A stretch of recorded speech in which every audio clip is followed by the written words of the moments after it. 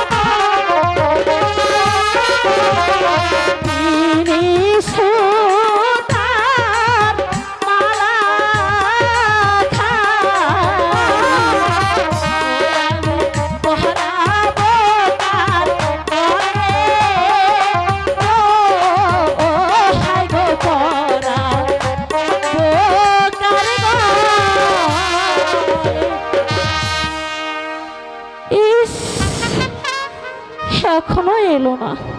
আমার আর ভালো লাগছে না। সেই প্রথম স্কুলে দেখার পর